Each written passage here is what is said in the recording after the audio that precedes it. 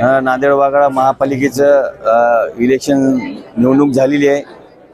मागच्या 2017ला आमचा strike rate कमी होता। माझी एकमेव सीट शिवसेनेची निवडून आलती, बाकी सीटा सगळ्या पडलेल्या होत्या। मात्र यावेळेस आमच्या 4 सीटा झालेल्या आहेत शिवसेनेच्या दक्षिण उत्तरच्या, त्याच्यामुळे स्ट्राईक रेट वाढलेलेच आहे, कमी कुठे झाला आहे। त्याच्यामुळे अजून वाढणारच आहे, भविष्यामध्ये अजून सुधारणा करू, 100% याच्यापेक्षा जास्त सीटा वाढू।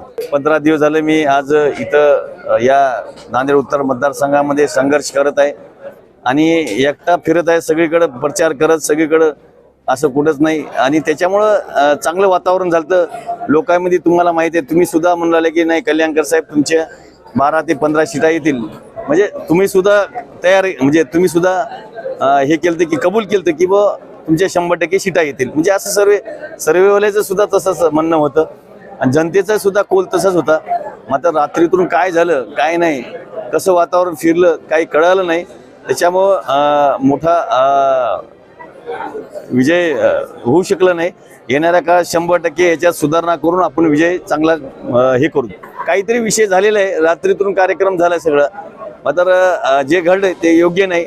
कारण आम्ही संघर्ष करत आलेला आहे। शिवसेना पहिल्यापासून हिंदू सम्राट बाळासाहेब ठाकरेंनी एकच सांगितले की तुम्ही संघर्ष करा, तुम्ही संघर्ष केल्यानंच भेटत असते। आम्ही संघर्ष करत राहिलो लास्टपर्यंत, त्याचा 100% फायदा झालेला आहे। गेल्या वेळेसपेक्षा यावेळी सीटा वाढलेल्या आहेत, येणाऱ्या काळात सुद्धा शिवसेनेच्या सीटा वाढतील।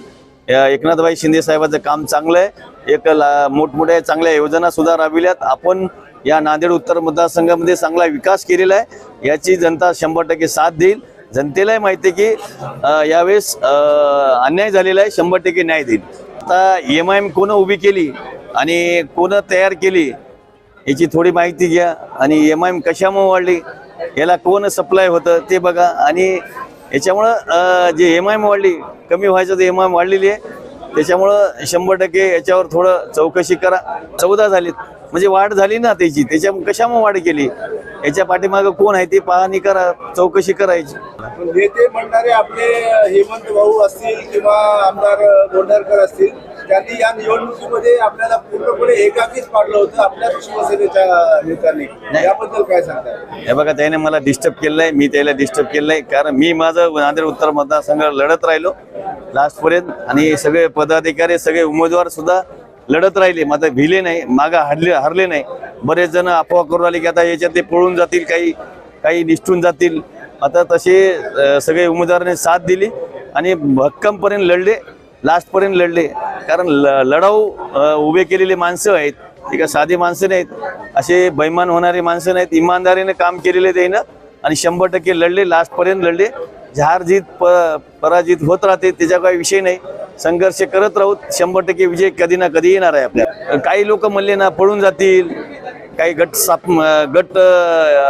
गट करून हे असं वातावरण करालेत, असं काही नाही। आपण पक्ष जे बांधलेले आहे, एकनाथभाई शिंदे साहेबांसंग एकमेव जाणारा बालाजी कल्याणकर आहे, असा बैमान होणारा बालाजी कल्याणकर नाही।